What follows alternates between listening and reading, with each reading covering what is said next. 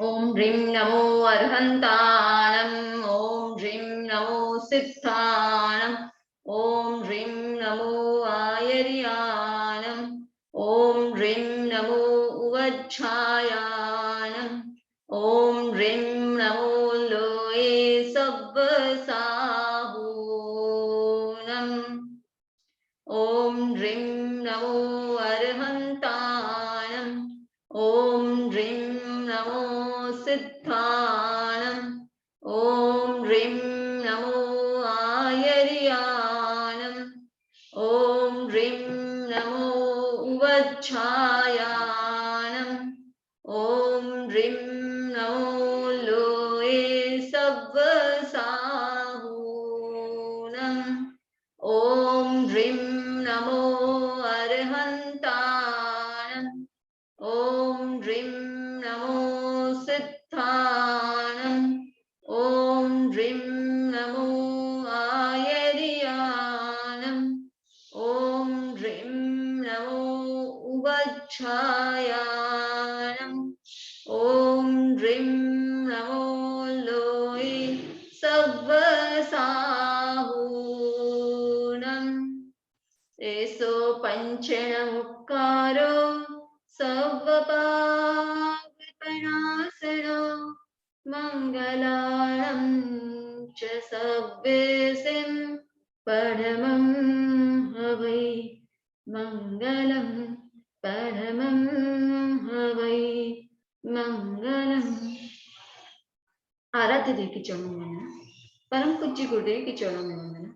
बंधु एवं बहनों, नो योर कर्मा इस लेक्चर सीरीज में आप सबका स्वागत है। और एक ये ऐसा विषय जिसके बारे में हमेशा प्राय सबको जिज्ञासा रहती है कि क्या है, क्यों है, कैसे है और क्या होगा, कैसे होगा। ये प्राय कुछ न कुछ क्वेश्चंस ऐसे दिमाग में आते ही रहते हैं।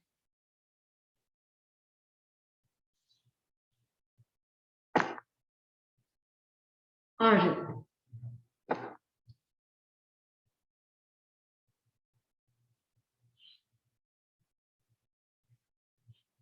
एक कह सकते हैं हम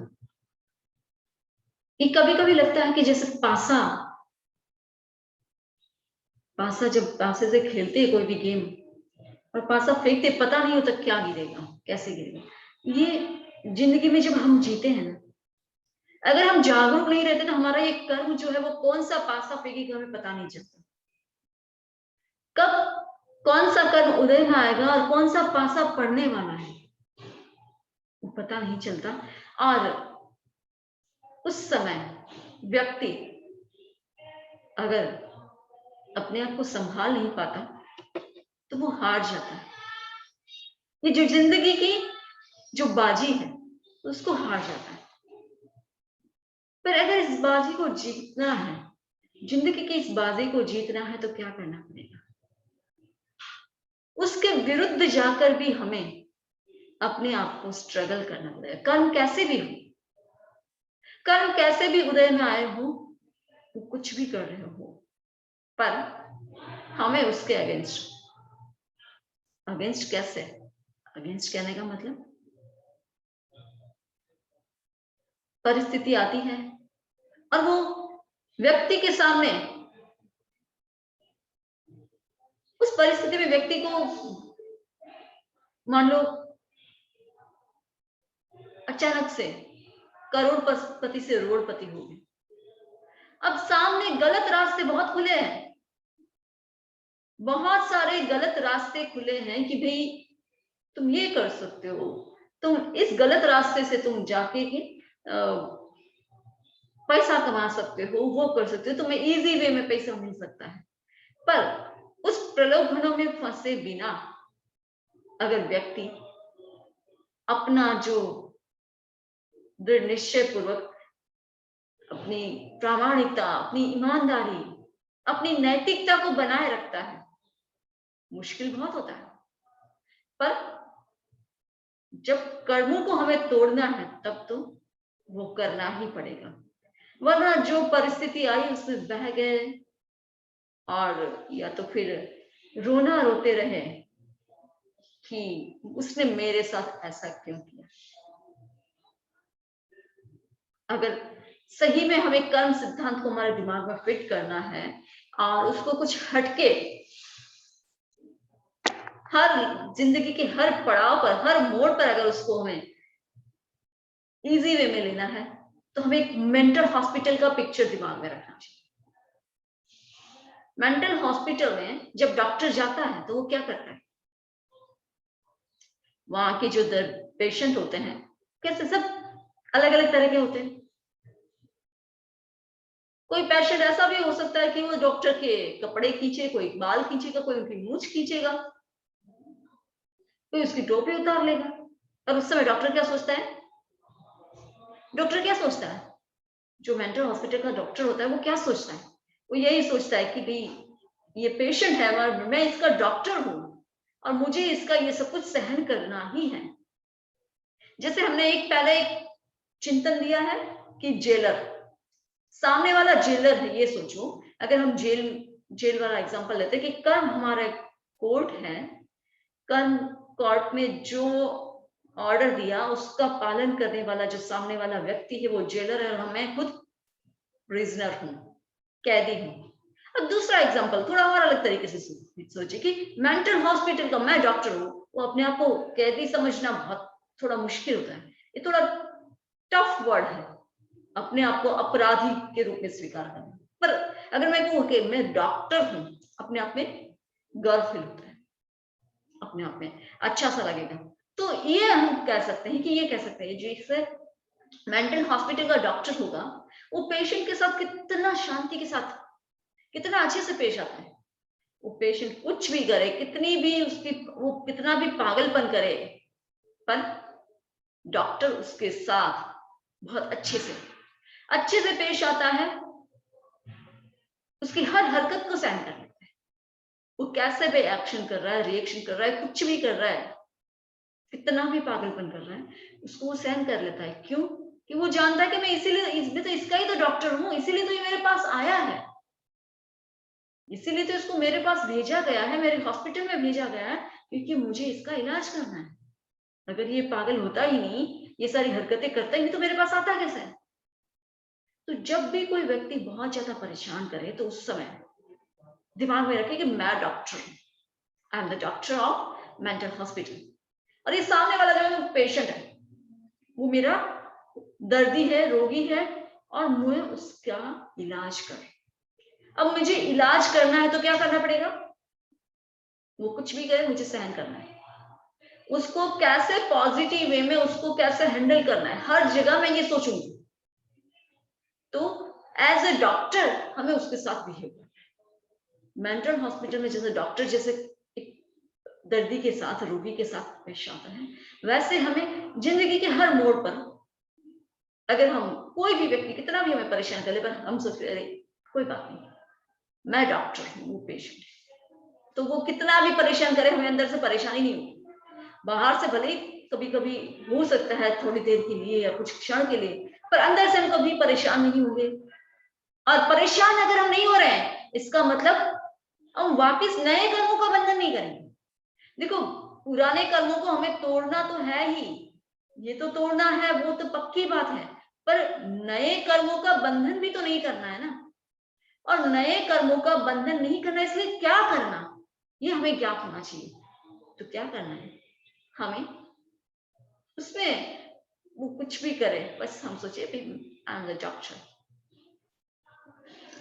सो आई हैव टू डायग्नोज, मुझे उसका डायग्नोज भी करना है, उसको ट्रीटमेंट भी देना है, सब कुछ करना है, अच्छे से अच्छा करना है उसका। वो कितना भी जैसे पेशेंट कितना भी बुरा कर रहा हो तो भी डॉक्टर उसके साथ अच्छे से अच्छा उसका ट्रीटमेंट कैसे होगा, अच्छे से अच्छा वो कैसे ठीक हो जाएगा, उसका जो भी उसकी प्रॉब्लम वो कैसे सॉल्व हो जाएगी। तो हम भी अगर सामने वाला हमें कितना भी परेशान करे, उस समय अगर हम उनके साथ एज अ डॉक्टर पेश आएंगे तो शायद मुझे नहीं लगता कि बहुत ज्यादा देर तक वो हमारे कर्म टिक पाए और वो व्यक्ति भी वैसा रह पाए। जरूरत है हमें डॉक्टर बनने की, वरना हम क्या करते हैं, जनरली क्या होता है कि हम कर्म सिद्धांत को स्वीकार नहीं कर पाते और क्या कहते हैं, जैसे एक लड़का है, उसने एकदम अपने सिर पर बॉल ऊपर उछाली और नीचे वही खड़ा है और भगवान से प्रार्थना कर रहा है, ये बॉल मेरे सिर पर मत गिराना, ये बॉल मेरे सिर पर मत गिराना। पर बॉल कहाँ आके गिरेगी, वापिस वही तो, जहां उछाली वहीं तो आके गिरेगी ना। और वो जब सिर पर आके गिरी तो भगवान से कह रहा है कि भाई तू तो कैसा है, तुझे इतनी प्रार्थना की, तुझे इतनी प्रार्थना की, तुझे इतना कहा, तुझे ऐसे इतनी मनोहार की विनती की, और तूने एक मेरी नहीं सुनी, ये बोल मेरे सिर पर गिरा दी। अरे तूने तो खुद सिर पर उछाली, तो सिर पर ही तो गिरेगी ना। पर जब कर्म के संदर्भ में ये बात हम नहीं समझ पाते। कर्म भी तो क्या है, हमने उछाली हुई बोल है, वो जरूरी नहीं कि हमें इसी जन्म में उछाली है, वो बोल हमने किसी भी जन्म में उछाली हुई हो सकती है, इस जन्म में ही उछाली ये जरूरी नहीं है, किसी भी जन्म में उछाली हो सकती है। और वो उछाली हुई बोल, किसी भी जन्म में उछाली हुई बोल कब वापस तक उसको कितना टाइम नीचे आने में लगेगा हमें नहीं पता, हमें नहीं पता है। सीता महासती थी,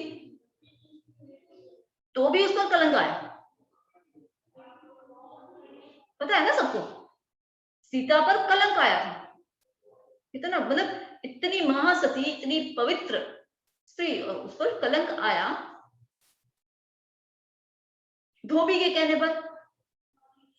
श्री राम ने भी उनकी परीक्षा लेनी चाहिए, अग्नि परीक्षा देनी पड़ी उनको, पर कलंक आया क्यों, कलंक क्यों आया, वो कलंक रूपी बोल उन पर आकर गिरी, पर वो उछाली कब थी, उस जन्म में तो उसने सीता ने किसी का कुछ बुरा नहीं किया था, और जो भी पाप आए उसको समता से सहन किया, जो भी कर्म उदय में उसको बहुत समता से सहन किया। वो बोल उछली कब थी, वो बोल उछली थी पूर्व भाव में, पूर्व भाव में उस समय जब वो एक राजकुमारी थी, एक राजकुमारी के रूप में वो जब थी, उस समय राजकुमारी थी, और उस समय वो मंदिर जा रही थी, मंदिर गई थी, और मंदिर गई, उसने देखा कि मंदिर के बाहर कोई साधु है, जैन साधु साधनारत है, और लोग उसकी बहुत भक्ति भावना कर रहे हैं, बहुत उसके भगत मतलब कह सकते हैं कि उनकी बहुत उसकी श्रद्धा के साथ उसकी सेवा कर रहे हैं, उसकी बातें सुन रहे हैं, सब कुछ कर रहे हैं। उसको जेलसी हुई, उसको जेलसी हुई, और उसने क्या किया, उसने क्या कहा कि क्या इसके बाद इसकी इतनी इसको मान सम्मान देते, ये कोई संत है क्या, ये तो केवल वेशधारी है। अभी कल ही तो मैंने इसको एक लड़की के साथ घूमते हुए देखा था, एक लड़की के साथ, एक स्त्री के साथ रंगरेलियां करते हुए देखा था। इसलिए ये ढोंगी है, और जैसे ही ये कहना हुआ, क्या हुआ, लोग संत पर थू थू करने लग गए, सब उनको दुत्कारने लग गए। पर संत है कि समता में है, समता तो है, पर क्योंकि कलंक आया है, चारित्र पर कलंक आया है, संत ने सागारी संथारा पचक लिया। सागारी संथारा, जब तक मेरे ऊपर से ये कलंक नहीं उतरेगा, मैं कुछ भी आहार पानी ग्रहण नहीं करूंगा। और इधर शासन देवी का आसन हिलता है, जो शासन भक्त देवी देवता होते हैं, जब भी शासन पर कोई भी साधु संत पर कष्ट आता है, तब उनको उसका एहसास हो जाता है। तब क्या हुआ, वो जो सीता का जीव पूर्व में राजकुमारी था, पूर्व भाव में, उसको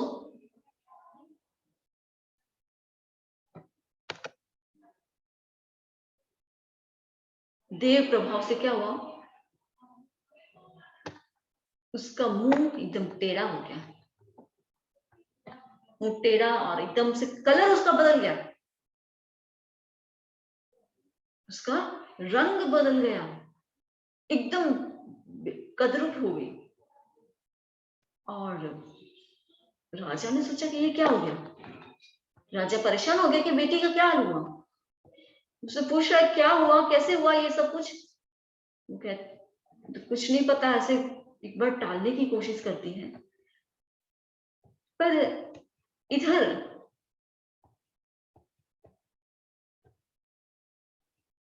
वो जो संत थे, वो संथारे में, सागारी संथारा पचक के बैठे हैं। जब तक मेरा कलंक नहीं उतरेगा तब तक मैं तो आहार पानी कुछ नहीं लूंगा।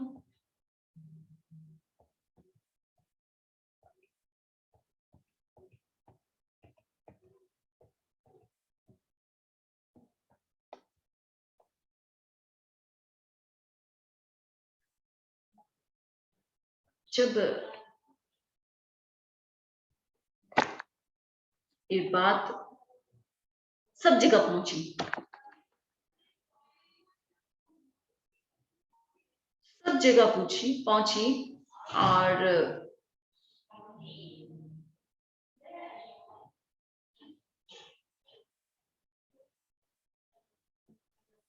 इधर पिताजी बार बार पूछ रहे हैं अपनी पुत्री से, राजकुमारी वेगवती से, कि तूने कुछ उल्टा सुल्टा तो नहीं किया है, कुछ गड़बड़ तो नहीं की है। तो अब वो भी एकदम डर चुकी है, सहम चुकी है, और वो कहती कि पिताश्री और तो कुछ नहीं किया, पर मैंने है ना मजाक मजाक में लोगों को ये जरूर कह दिया कि मैंने जो सुदर्शन मुनि है उनको स्त्री के साथ देखा। बस इतना सुनना हुआ, और राजा जिनका नाम शिववती था, उनके पिता एकदम गुस्से में आ गए कि ये क्या किया तूने, इतना बड़ा पाप, ऐसा इतने शुद्ध साधुपन पालने वाले संत पर ऐसे झूठा कलम। पिताजी के गुस्से से वेगवती जो थी, राजकुमारी वेगवती, जो सीता महासती सीता का पूर्व भाव के रूप में, तो वो एकदम भयभीत हो गई और जाकर के संत से माफी मांगती है। और जैसे माफी मांगी, क्षमा याचना की कि भाई मेरे कारण मैंने आप पर झूठा दोषारोपण किया, आप पर कलंक लगाया, आप निर्दोष हैं। बस इतना सुनते ही लोग वापस उन्हीं के पास आने लगे, उनको वंदना वगैरह करने लगे, मुनि की महिमा बढ़ गई। मुनि से माफी तो मांग ली राजकुमारी वेगवती ने, पर उसकी आलोचना नहीं की, आलोचना नहीं की, उस पाप की आलोचना, खाली माफी तो डर से मांग ली, पर आलोचना नहीं की। और वो आलोचना नहीं की तो वो जो बोल वेगवती, राजकुमारी वेगवती के भाव में जो उन्होंने उछाली थी उसने, वो कब आई,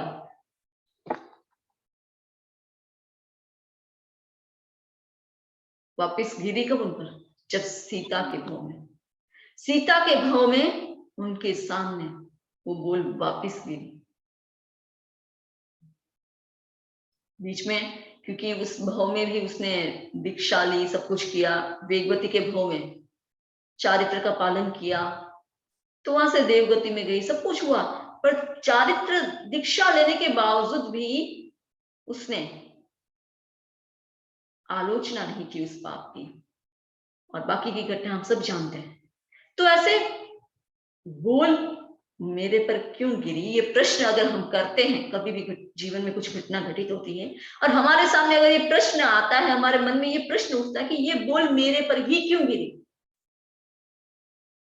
तब हमें हमारे अतीत में जाना जरूरी है कि कहीं मैंने ये बोल कहीं गिराई तो नहीं, उछाली तो नहीं थी। अगर मैंने उछाली है तो वो वापस मेरे सिर पर उछाली है तो वापस मेरे पर ही तो गिरेगी।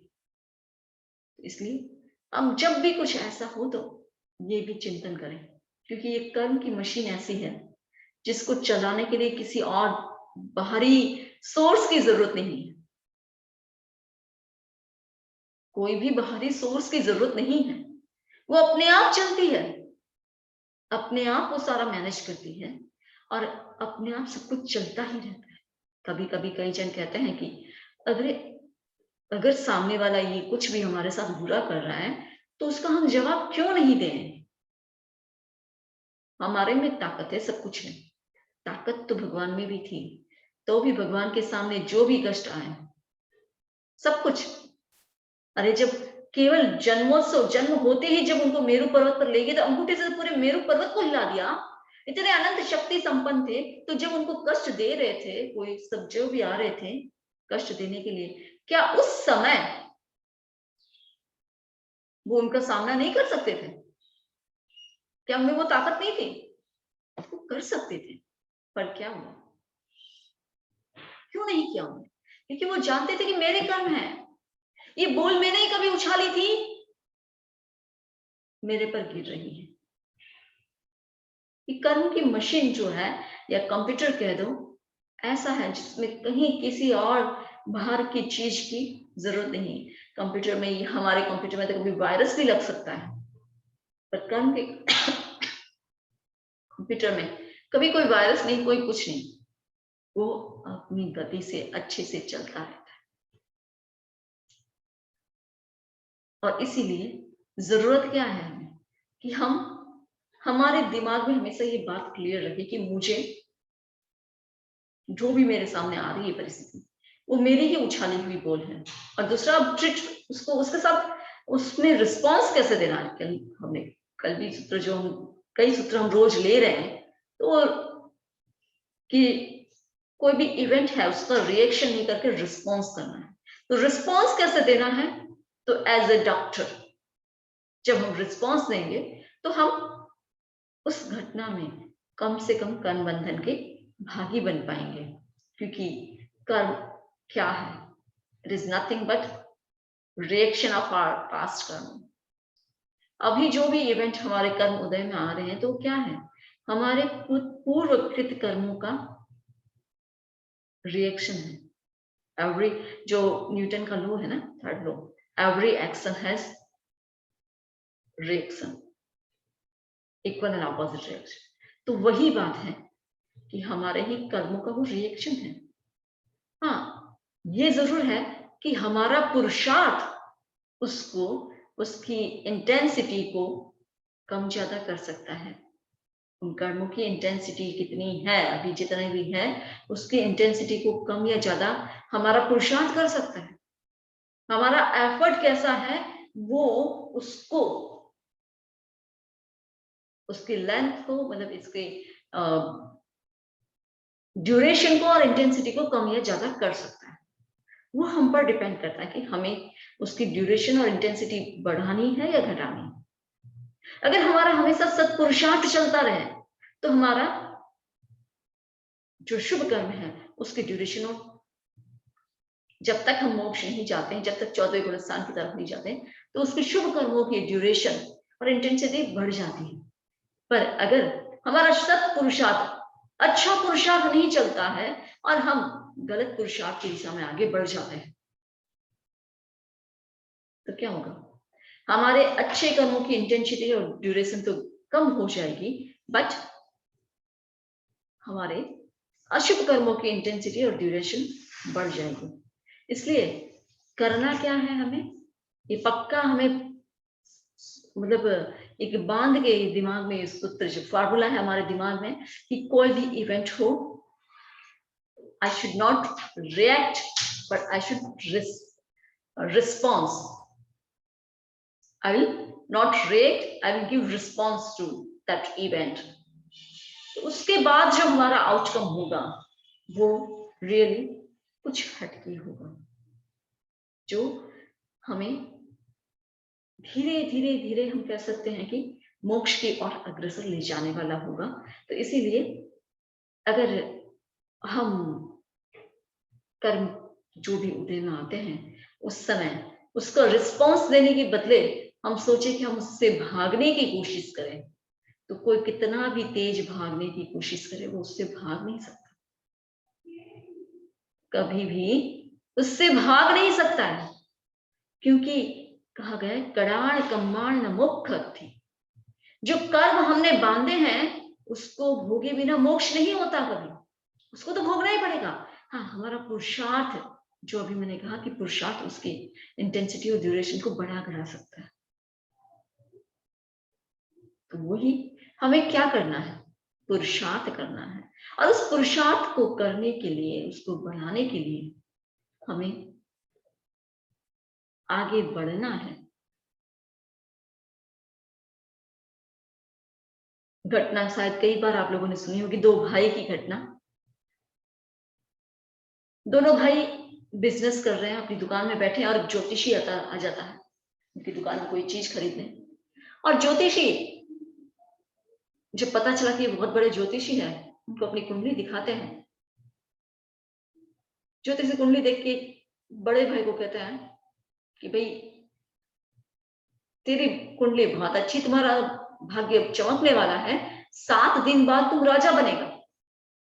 और छोटे वाले को कहा देखो तेरा भाग्य बहुत अभी मतलब तुम्हारे बुरे दिन है, और 7 दिन बाद तुझे सूली की सजा होने वाली है।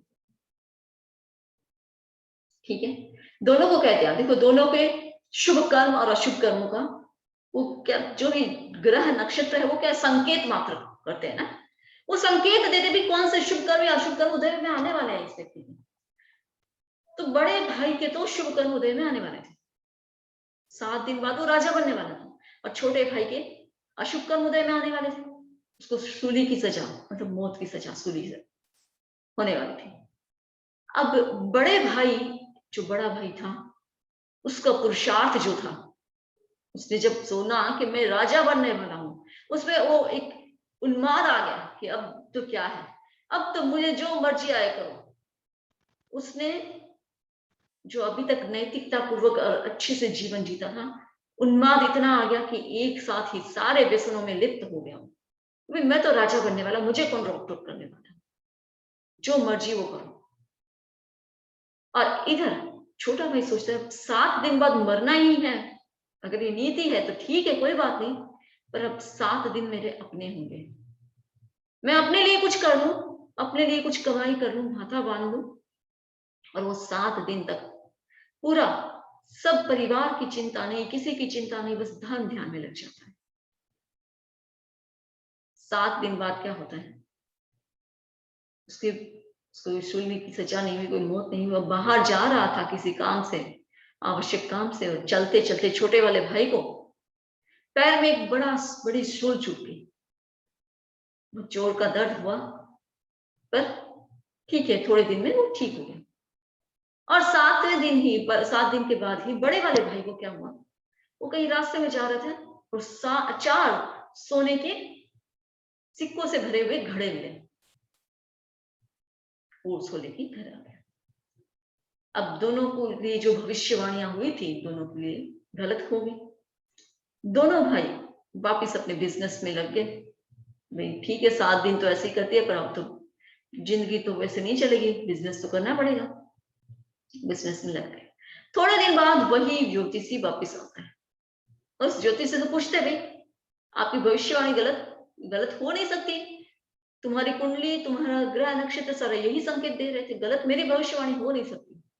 पर ये बताओ कि उसके बाद आप लोगों ने किया। तो बड़े भाई ने तो बता दिया कि 7 दिन तक भाई खूब मौज मस्ती, सारे व्यसन जितने भी है मैंने उसको सेवन करना शुरू कर दिया, जुगार भी खेला, वेश्या के पास भी गया, जो भी जितना भी कर सकता हूँ, शराब पीना, मांस खाना, सब कुछ किया मैं।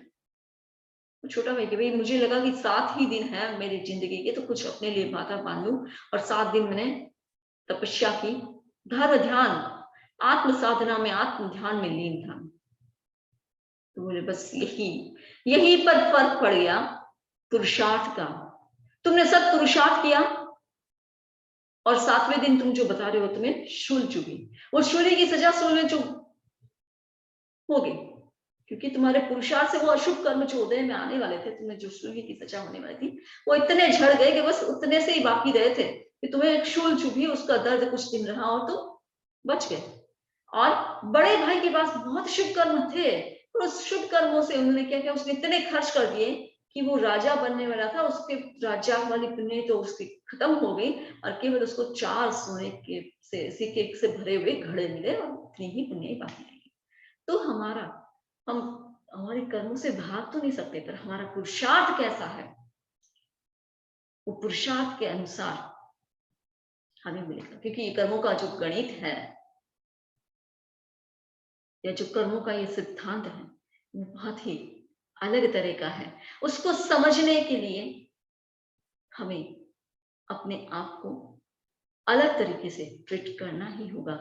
उसको जो आया उसका सामना रिएक्शन से नहीं करके रिस्पॉन्स देके करना होगा। अपने आप को एक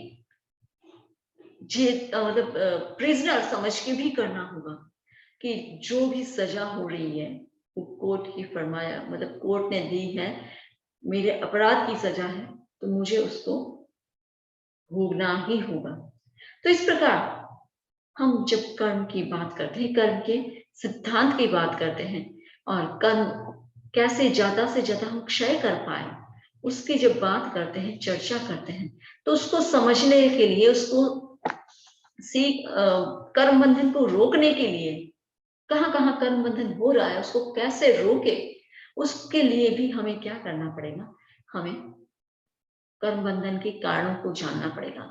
कल हमने वो शुरुआत की थी कर्म बंधन के कारणों को जानने की, और हमने कल ज्ञानावणी कर्म बंधन के कारणों को जाना था कि ज्ञानावणी कर्मों का बंधन, ज्ञानावणी कर्म का बंधन कैसे होता है, और हम कैसे उसको कोशिश करके अपने पुरुषार्थ से कैसे उसको रोक सकते हैं।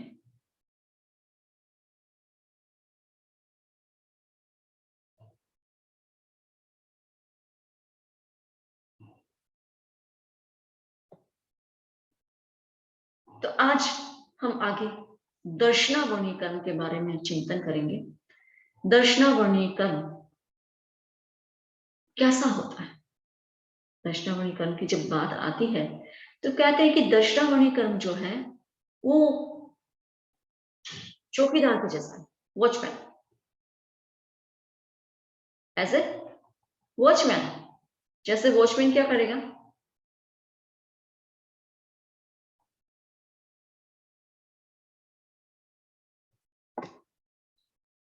कोई भी व्यक्ति है उसको राजा तक जाना है, पर जब तक वॉचमैन नहीं जाने देगा तब तक वो नहीं जा पाएगा, राइट? वो प्रहरी नहीं जाने देगा तब तक वो अंदर जा नहीं पाएगा। तो वैसे ही दर्शनावर्णी कर्म जो है, दर्शनावर्णी कर्म वो भी बाधक बनता है हमारे जो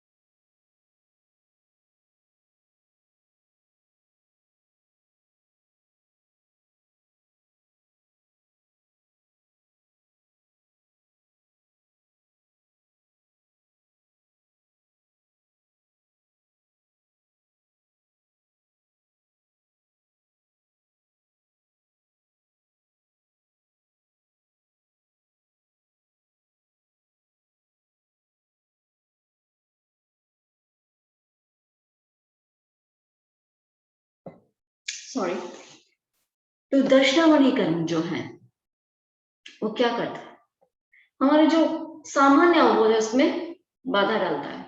जैसे वॉचमैन अंदर जाने से, कोई भी जो अंदर जाने से रोकता है, आपको राजा से मिलना है, आपको आपके बॉस से मिलना है, कोई प्रधानमंत्री से मिलना है, प्रेसिडेंट से मिलना है, पर वहां जो दरवाजे पर वॉचमैन है वो जब तक नहीं जाने देगा, आपको परमिशन नहीं देगा, आप नहीं जा सकते हैं। तो वैसे ही ये दक्षिणावर्णी कर्म इसके जैसा ही है। वो जो सामान्य अवबोध कोई भी चीज काम करना होता है उसमें बाधा पहुंचाता है, उसमें वो बीच में ऑब्स्टेकल बनता है।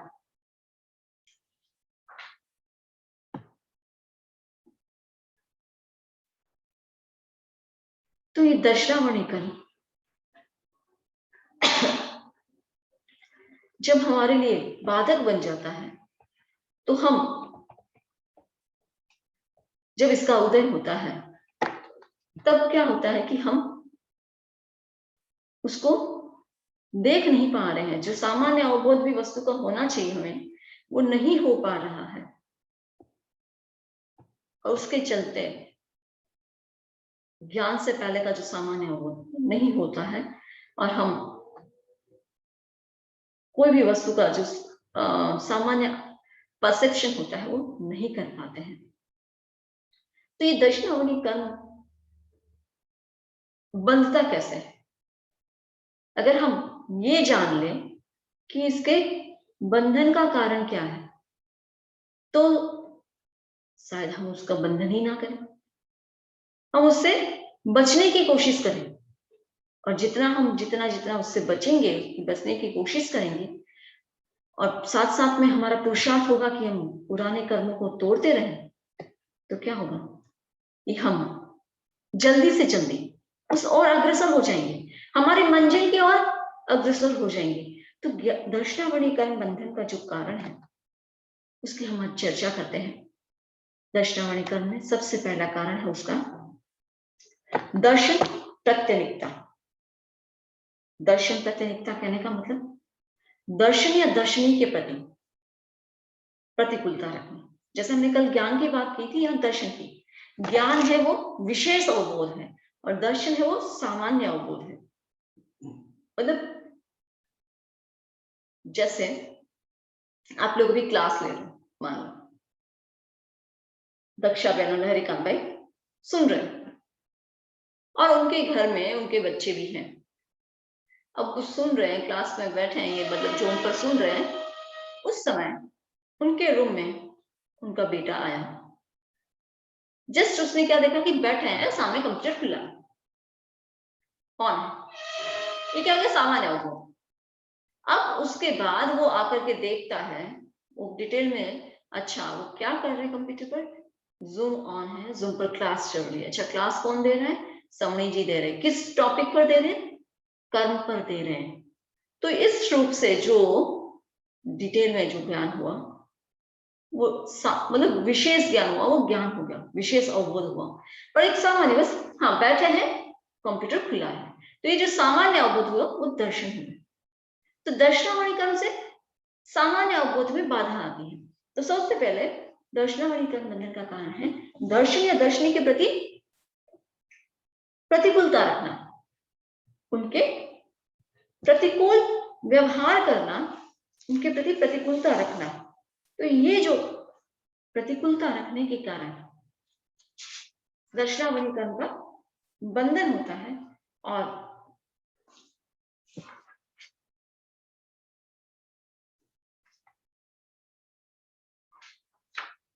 तब जब उसका उदय आता है तो उसके कारण फिर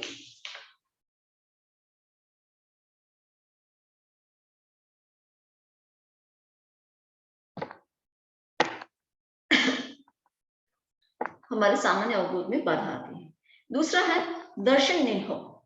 दर्शन निन्हो किसे कहेंगे कि जो दर्शन अर्थात दर्शन दाता का अपलपन कहे, मतलब ज्ञानी को कहते हैं, मतलब दर्शनी को कहते हैं तुम दर्शनी नहीं हो, तुम्हें कुछ पता नहीं। जिन्होंने हमें जो दर्शन है एक्चुअली, मान लो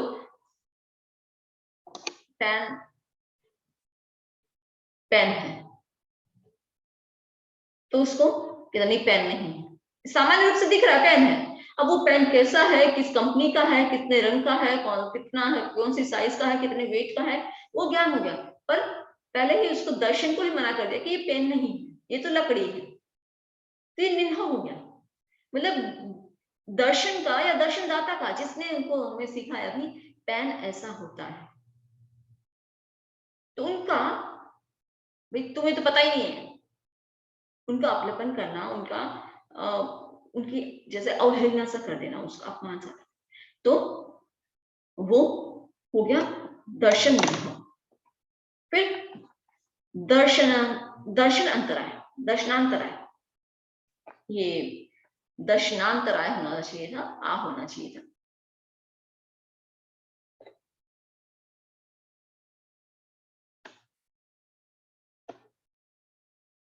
दर्शनांतराय, दर्शनांतराय से क्या होता है? दर्शनांतराय का मतलब क्या, कि कोई दर्शन, मतलब सामान्य अवबोध किसी चीज का करना चाह रहा है तो उसमें अंतराय डाल देते, उसमें अंतराय डाल देना, उसको करने नहीं देना। और जब हम ये अंतराय डालते हैं तो हमारे भी वैसे कर्मों का बंधन होता है, दर्शनावर्णी कर्म का बंधन होता है। फिर है दर्शन प्रद्वेष, जो दर्शनी है, मतलब जिसको दर्शन मतलब सामान्य अवबोध है वस्तु का, और या फिर जिस चीज का क्या मतलब जो अपने आप में दर्शन, मतलब जो सामान्य अवबोध है किसी चीज का, जो एकदम परसेप्शन है उसका, फर्स्ट परसेप्शन, उसको उससे द्वेष रखना,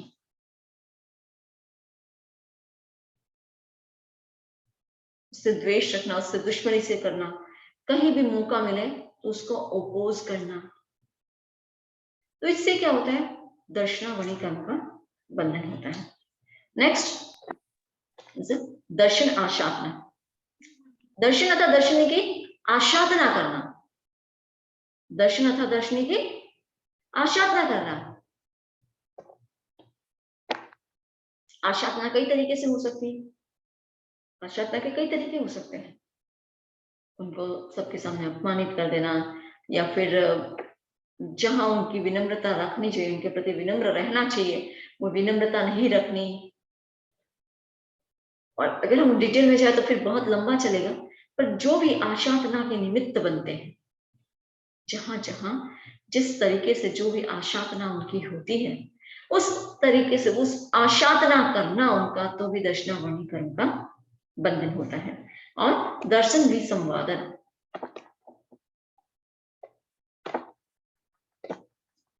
नेक्स्ट पॉइंट इज दर्शन विसंवादन। दिस इज द रीजन दर्शनावर्णी कर्म बंधन का, कि जब कोई दर्शनी है या दर्शन है तो उसमें क्या रहना कि भाई इसमें कहीं मेल ही नहीं खाता है, इसमें कहीं मेल नहीं खाता। अब जैसे कह दिया किसी ने ये पेन है, हो गया, आपने तो बताया था पेन कैसा होता है, उसके ऊपर ढक्कन होता है, उसकी नीब होती है, उसका कलर ब्लू होता है, ये तो आप बता रहे हो पेन कैसे हो सकता है, आपने तो ये बताया। तो दर्शन और दर्शनी, उसके बातों में विरोध बता देना, अरे पेन कितने ही तरह के हो सकते हैं, वो ये ढक्कन वाला नहीं है, क्लिकिंग वाला है, और इसलिए इसकी नीब बाहर नहीं है, और कलर कोई ब्लू ही होना जरूरी थोड़ी है, ये ट्रांसपेरेंट है, ट्रांसपेरेंट भी तो हो सकता है ना। तो इस प्रकार से जहां कोई हमें कोई सामान्य ज्ञान, सामान्य अवबोध दे रहा है, सिखा रहा है, सिखाया है हमें, उस समय फिर जब अवसर आने पर उनके उस दर्शन में या दर्शनी में, उनके वचनों में आपस में विरोध बताना, विसंवाद बताना, कि आप जो कहते हैं वो कहीं मेल ही नहीं खाता। तो इस प्रकार दर्शनावर्णी कर्म का बंधन होता है। और दर्शनावर्णी कर्म का बंधन मतलब दर्शनावर्णी कर्म के जो प्रकृतियां है उनका सबका बंधन होता है। तो दर्शनावर्णी कर्म का बंधन जैसे ज्ञानावणी की बात हमने की थी, वैसे ही दर्शनावणी के बारे में भी हम वही कि छोटी छोटी बातों में कई बार हमसे हो जाता है। अगर आप लोग चिंतन करें कि कहाँ कहाँ कैसे कैसे हो रहा है, सहज में हो जाता है। मतलब हम इतने इन सब चीजों के हैबिचुअल हो चुके हैं अब कि ऐसे ही कर देते हैं वो, और हमें लगता भी नहीं कि हमने कुछ गलत किया है। हमें ये अनुभव ही नहीं होता कि हमारे से कुछ गलती हुई है, हमें ये नहीं करना चाहिए था, वो हमें अनुभव ही नहीं हो पाता है। और जब तक वो अनुभव नहीं होगा, जब तक वो फीलिंग भीतर में नहीं आएगी, तब तक हम अपने आप को रोक नहीं पाएंगे। और जब तक हम अपने आप को नहीं रोकेंगे, तब तक ये कर्म बंधन चालू रहेगा, चाहे पता है या नहीं। अगर एक छोटा बच्चा है, उसको पता नहीं कि भाई आग में हाथ डालने से हाथ जल जाता है, तो क्या आग उसको जलाएगी नहीं? जब वो आग में हाथ डालेगा तो क्या आग उसको जलाएगी नहीं? ऑब्वियसली जलाएगी ना। वैसे ही भले ही हम कर्म बंधन के उन नियमों को अच्छे से जाने या ना जाने, जाने में करें अनजाने में करें, पर कर्म बंधन तो होगा ही होगा। कोई व्यक्ति अनजान में भी अगर जहर खा लेगा तो जहर का असर तो होगा ही। तो उसको पता नहीं भी जहर था, और जहर की बोतल को शरबत की बोतल समझ के पी गया, जहर का असर तो होगा ना। वैसे ही हमें पता हो या नहीं हो, ध्यान में हो या नहीं हो, जब जब हम कोई गलत काम करते हैं, गलत रिस्पॉन्स की जगह राइट रिस्पॉन्स की जगह गलत रिएक्शन देते हैं, हम रिस्पॉन्स की जगह जब जब कोई इवेंट के साथ रिएक्शन हमारा जुड़ जाता है, तब तक हम कर्म बंधन करते हैं। और कर्म बंधन जब जब हम अशुभ कर्मों का बंधन करते हैं, फिर उसको भोगना भी पड़ता है, क्योंकि हमने पहले ही दिन वो 2 नियम, 2 सूत्र बनाए थे बिना, याद है किसी को? 2 सूत्र जो फर्स्ट डे हमने किए थे, किनको याद है?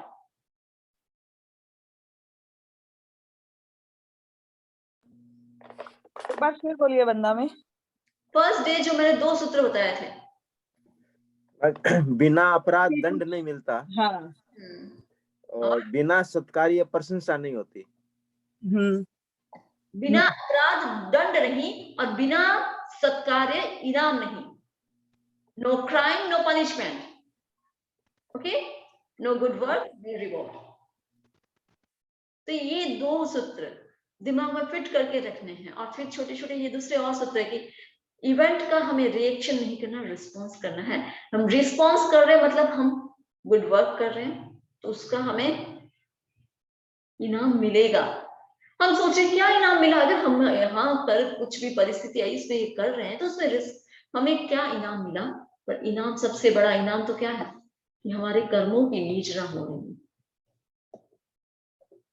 हम जो हमने पहले से कर्म बंधन किया हुआ है, उन कर्मों की निजरा हो रही है।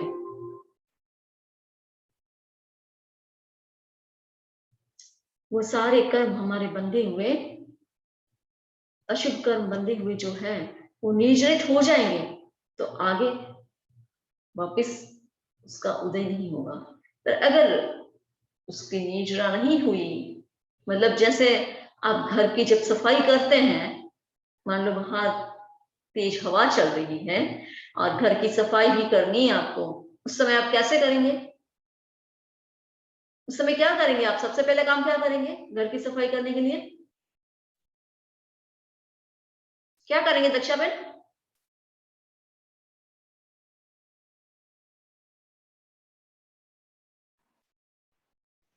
खिड़की बंद करें। सारे खिड़कियां दरवाजे जितने भी हैं वो क्या करेंगे? बंद कर देंगे ना।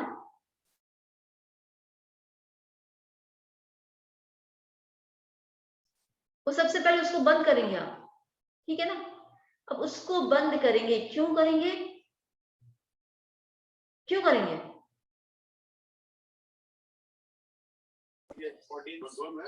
दूसरा और कचरा नहीं आएगा। इसके इसीलिए आप बंद करोगे उसको ना और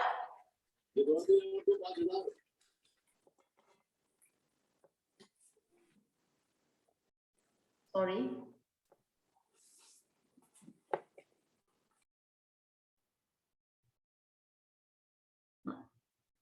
अब किसी को कुछ कोई बोल रहा था तो पर बीच में मैंने कि दूसरा नया कचरा नहीं आया इसलिए हम खिड़की को बंद कर रहे हैं। तो इसीलिए हमें कर्म बंधन के कारणों को जानना जरूरी है और हमारे पास दिन कम है इसलिए आज थोड़ा सा और इसको भी ले लेती हूँ। अभी 5-7 मिनट है वेदनी कर्म को कि नया कचरा अंदर नहीं आए और फिर सफाई करेंगे तब तो हम सफाई कर पाएंगे, वरना आप सफाई करते जाओ करते जाओ करते जाओ पर अगर कचरा आता जा रहा है तो कोई घर साफ होना नहीं है।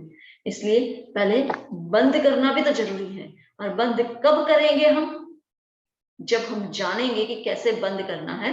भाई दरवाजा कहाँ है, उस दरवाजे को बंद करने की प्रोसेस क्या है, खिड़की कहाँ है, खिड़की को बंद करने की प्रोसेस क्या है, वो किस तरीके से बंद होती है, अगर पता ही नहीं तो बंद ही नहीं कर पाएंगे। इसलिए हमें बंद करना है। तो हमने दक्षिणावर्णी कर्म की कर्म बंधन की बात की, वैसे ही वेदनीय कर्म बंधन की बात कि वेदनीय कर्म जो है 7 वेदनीय कर्म बंधन का कर्मों का बंधन कैसे होता है। आज हम केवल 7 वेदनीय की बात करेंगे कि जब कोई भी जीव प्राण भूत जीव और सत्व, प्राण भूत जीव और सत्व इसकी अनुकंपा करता है। अब प्राण भूत जीव और सत्व कौन होता है? गरिमा जी, और आज याद नहीं तो कल ढूंढ के लाएंगे।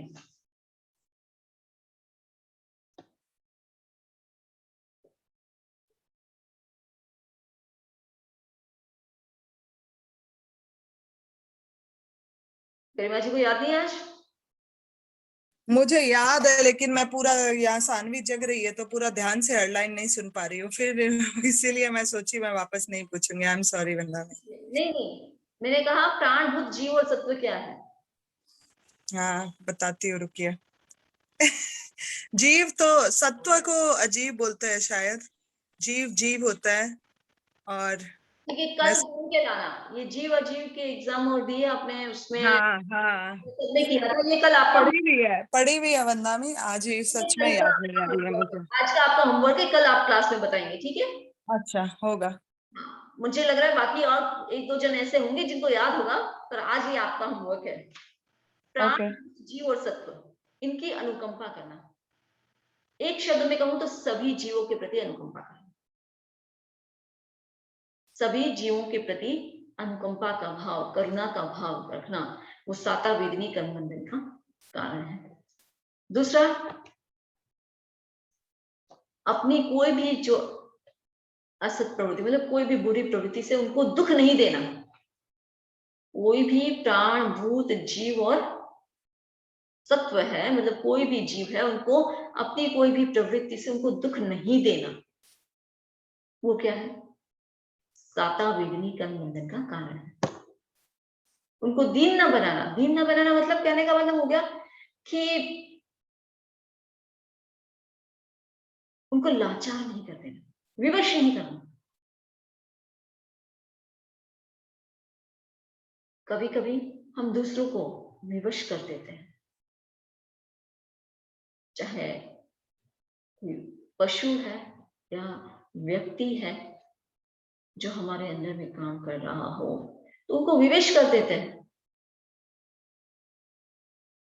उनको डर से भय से उनको विवश बना देते हैं, उनको करना पड़ता है। अमेरिका की बात है, कुछ शायद लास्ट ईयर या उससे पहले कोई एक व्यक्ति बता रहा था कि भाई हम इंडियंस का है ना, उसका कभी भी यूज करते हैं। इंडियन को यहाँ पर बहुत ज्यादा वैसे करते हैं।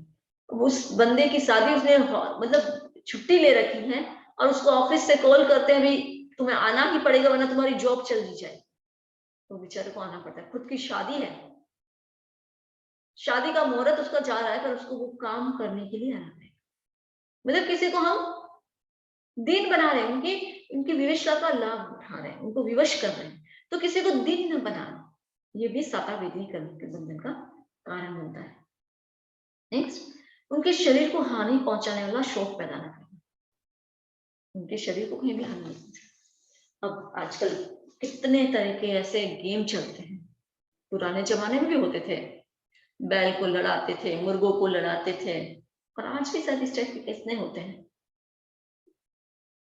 बच्चों को मैं भारत करवा रही थी यहाँ के अपनी ज्ञानशाला को, मतलब बड़े बच्चों को, ताकि समझी जी, मुझे जब अहिंसा अमृत की बात चल रही थी, समझी जी अहिंसा में फिर तो यहाँ पर है ना, कुछ लोग ऐसा करते हैं कि अपने जो भी पेट डॉग या कुछ पेट होते हैं ना, उनको पट्टे से बांधकर अपने टू व्हीलर में बांध देते हैं, पीछे वो चल रहे हैं, और टू व्हीलर को बहुत तेज भेजा, मतलब अपनी जो भी अपना व्हीकल उसको बहुत तेज भगाते हैं, तो उस जीव को भी बहुत भागना पड़ता है, उनमें ताकत नहीं हो तो भी उनको भागना पड़ता है, कभी कभी वो घायल भी हो जाते हैं और कभी मर भी जाते हैं। तो वो भी तो, मतलब अगर वो नहीं भी मरे पर उनको इतना तेज भगाते हैं, वो उनकी ताकत नहीं, उससे ज्यादा उनको ये करते, तो वो भी तो हिंसा है, हिंसा ही है। तो उनको शोक पैदा हो रहा है, उनको शरीर को हानि हो सकती है, उनको कष्ट होता है, तो वैसा शोक पैदा करने से ऐसा करेंगे, तो वैसा कुछ भी नहीं करना, वो साता विधि कर्म बंधन का कर्म के बंधन का कारण है। उनको रुलाना नहीं, भाई समझी एक बार बता रहे थे, मतलब कहीं कहीं ऐसे ऐसे गेम्स चलते हैं, ऐसे खेल चलते हैं कि जो एकदम छोटे बच्चे होते हैं, कुछ महीनों के ही, तो उनको ऊंट की पीठ पर बांध दिया जाता है। अब छोटे बच्चे क्या करते हैं, कंटिन्यू वो हाथ पैर हिलाते हैं ना, छोटे बच्चे तो हाथ पैर हिलाते रहते हैं, और जैसे वो हाथ पैर हिलाते हैं वो ऊंट गुदगुदी होती है, उनको कुछ बेचैनी होती है, वो उछलता है, और वो उछल रहा है, बच्चे ज्यादा हिलाते हैं और रोते हैं, बच्चे जोर जोर से रोते हैं, वो ऊंट उछलता है, कूदता है, और लोग उसमें मजा लेते हैं, तो क्या होगा, वहां असाता वेदी कर्म का बंधन होता है। तो किसी को रुलाना नहीं, ये नहीं, और भी किसी निमित्त से जब हम दूसरे को रुलाते हैं तो असाता वेदी कर्म का बंधन होता है। तो किसी को प्राणभूत जीव और सत्व, किसी भी तरह के किसी भी जीव को रुलाना नहीं, वो साता वेदी कर्म बंधन का कारण है। उन पर लाठी आदि से प्रहार न करना, कभी कोई सिचुएशन भी आ गई, कोई ऐसा प्राणी सामने आ गया जो परेशान करे, तो मतलब ये आपकी बात नहीं मान रहा, आपके पास बैठे, तो उसको मारना नहीं, तो वो भी साता विधि कर्म बंधन का कारण है। और उसको परितापित न करना, उसको किसी भी दृष्टि से परितापित नहीं करना, उसको पीड़ा नहीं देना, कष्ट नहीं देना कोई भी जीव को, तो वो साता वेदनी कर्म बंधन का कारण है। और इससे जो उल्टा करते हैं तो वो असाता वेदनी कर्म बंधन का कारण बन जाता है। तो हमें हालांकि साता वेदनी कर्म की भी इच्छा नहीं करनी, हमें तो इच्छा करनी है आत्मशुद्धि की, कर्म निद्रा की, उसी की वांछा करनी है, उसी की इच्छा करनी है। पर बंधन का जो कारण है कि जहां अशुभ बंधन हो रहा है, इससे अपोजिट जब हम कर रहे हैं तो इससे मतलब सारा अशुभ हो रहा है, तो अशुभ कर्म बंधन का जो कारण है उससे हमें बचना है। और जब जब हम अशुभ कर्म बंधन से बचते रहेंगे और शुभ योग में रहेंगे, शुभ योग में रहने से कर्मों की निद्रा होगी और पुण्य अपने आप ही बन जाएगा। तो वेदनीय कर्म और दक्षिणावर्णी कर्म के बारे में हमने जाना। ये जो कर्म है हमारे, बस हमें ये हमारे कर्मों को जानना है, इसीलिए नाम हमने रखा नो योर कर्म, हमारे कर्मों को, कि ये कर्म तो 8 नाम दे दिए, और नाम को कहाँ कैसे कैसे बंधन होता है उसमें मोटा मोटे रूप से बताया है। हमें हमारे अंदर झांकना है, डिटेल में जाना है कि हमारा कर्म कैसा हम कर रहे हैं, किस रूप में उसको बांध रहे हैं, और फिर हमें उसका अगर क्षय करना है तो किस रूप में कैसे हम कर सकते हैं। तो दर्शनावर्णी कर्म बंधन के कारण और वेदनीय कर्म के बंधन के कारण हमने जाने। अब इसका अगर कोई दर्शनावर्णी कर्म के क्षय और क्षयोक्षम के लिए अनुष्ठान के रूप में जप करना चाहे तो ओम ह्रीम अनंत दर्शन गुणेभ्यो नमः, ओम ह्रीम अनंत दर्शन गुणेभ्यो नमः, इस मंत्र की 20 माला रोज फेर सकता है। किसी को लगे कि मेरा दक्षिणावर्णी कर्म का उदय ज्यादा है, तो वो व्यक्ति ओम ह्रीम अनंत दर्शन गुणेभ्यो नमः इसके रोज 20 माला फेरे तो दक्षिणावर्णी कर्म का क्षोभन बढ़ता जाएगा, उसका क्षय होता रहेगा। और किसी को लगे कि मेरे वेदिनी कर्मों का बंधन ज्यादा है, शायद वेदिनी कर्म का उदय ज्यादा है और इसके कारण मेरे कुछ न कुछ कष्ट आते ही रहते हैं, कभी कुछ, तो वो व्यक्ति ओम ह्रीम अव्याबाद गुणेभ्यो नमः, ओम ह्रीम अव्याबाद गुणेभ्यो नमः इस मंत्र की 20 माला रोज फेर सकते हैं। 20 माला करें तो बहुत अच्छी बात है, और नहीं हो तो सुविधा अनुसार 3 माला 5 माला वैसे भी कर सकते हैं। तो ये जो मंत्र है ये हमारे जो कर्म बंधे हुए हैं उसमें उन कर्मों की निद्रा में निमित्त बन सकते हैं। तो ओम अर्हम, बस हम हमारे कर्मों को जाने, कहाँ कहाँ हम कर्मों का बंधन कर रहे हैं, किस रूप में कर रहे हैं और किस रूप में हम अधिक से अधिक कर्मों की निद्रा कर सकते हैं और शीघ्रातिशीघ्र हम हमारी मंजिल की ओर बढ़ सकते हैं। इन्हीं भावनाओं के साथ ओम अर्हम ओम अर्हम।